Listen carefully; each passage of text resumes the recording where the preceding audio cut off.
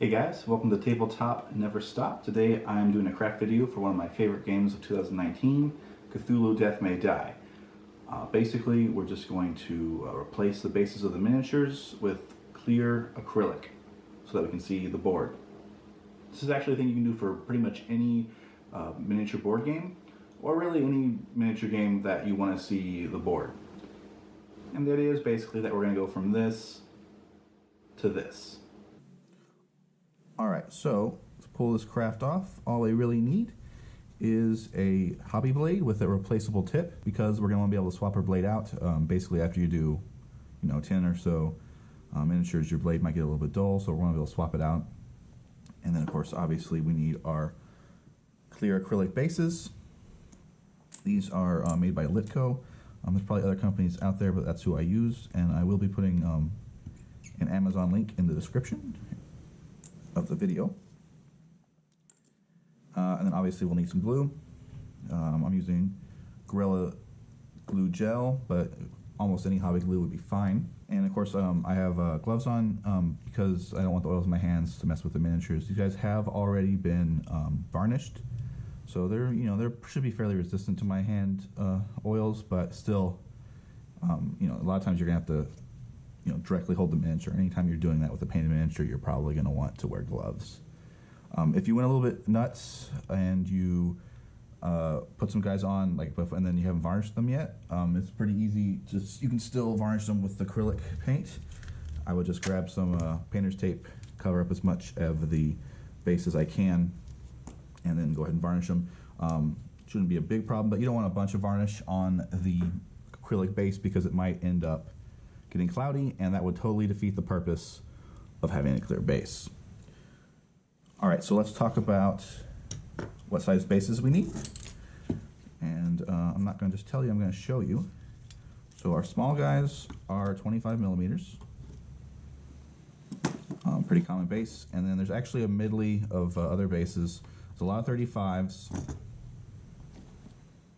And then there's some 40s, which again is pretty easy to find size. And then for some reason there's some 45 millimeter ones floating out here. And I don't think you're going to be able to find a 45 millimeter miniature base. So you have to just make do. And then we got some 50s.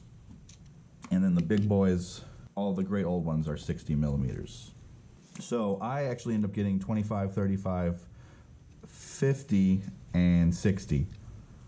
You want to be a little careful with these 45 millimeter and 50 millimeter miniatures. Some of them, if you were to put them on a 50 millimeter base, they won't fit back into the holding plastic.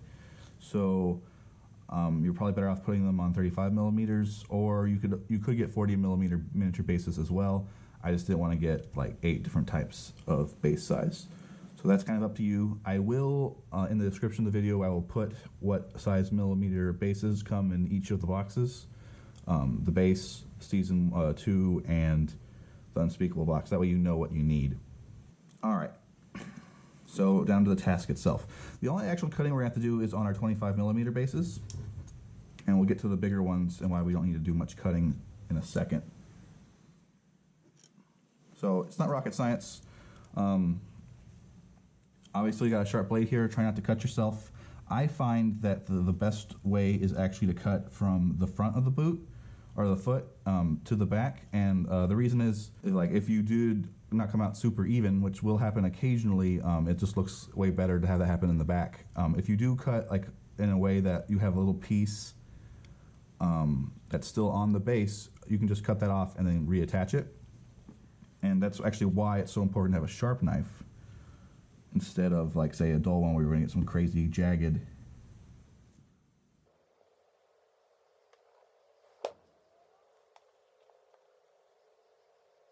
There we go, that went pretty smooth. Nothing left on the base. Here's my feet.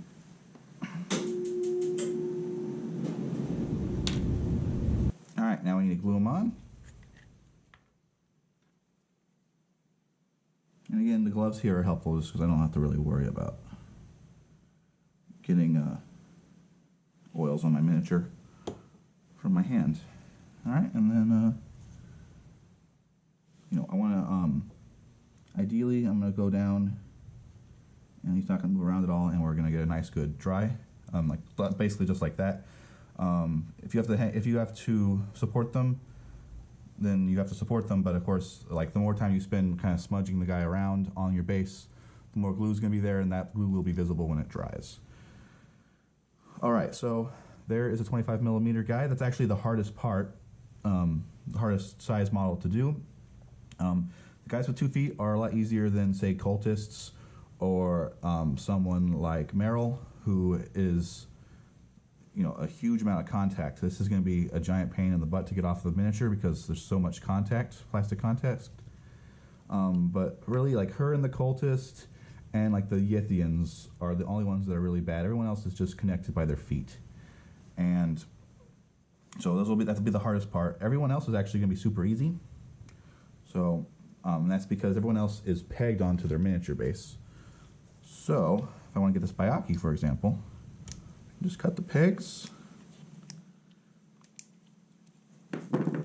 And I could probably just rip them off, but what I like to do is take something hard and metal. You could probably use the back end of a paintbrush and just apply some pressure.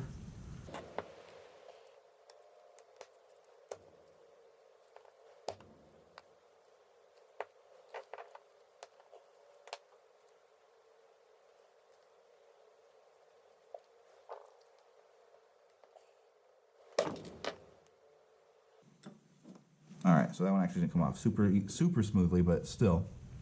So then what we're going to want to do is we're going to remove the remainder of the pegs from the back of the miniature, from the bottom of the miniature.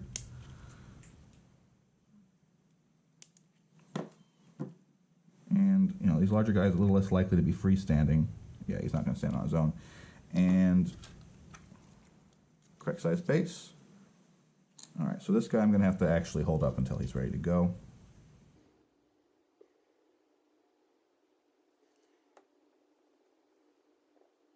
Again, I don't want to move them around if I can help it. And, you know, Gorilla Glue dries pretty quick, so you could probably get away with just sitting here for about 20-30 seconds. And then he should be good to go. There's also the old prop them up technique. Let's do our star spawn.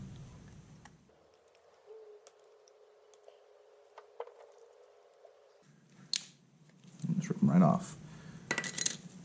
And then we need to get rid of these pegs.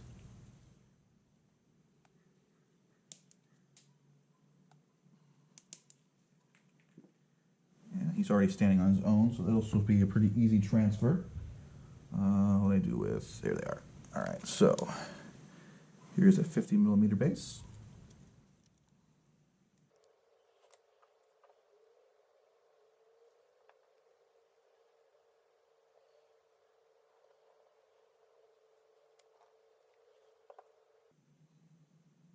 And doing the large ones is actually easier than the small guys because we don't have to cut them off the bases. We should be able to get away with just flipping them over, cutting off the caps on their pegs. And then you should be able to literally just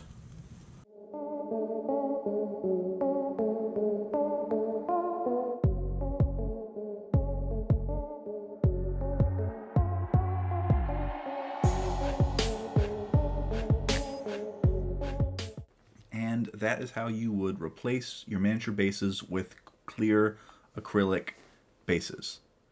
And of course, although you can do this for Death May Die, you can do it with plenty of other games as well. If you have any questions, feel free to leave them in the comment section and I'll be sure to answer them. And if you found this video helpful, please consider subscribing to the channel. I do a mixture of sort of review material and hobby craft videos like this one, and I do intend to do further videos covering Death May Die.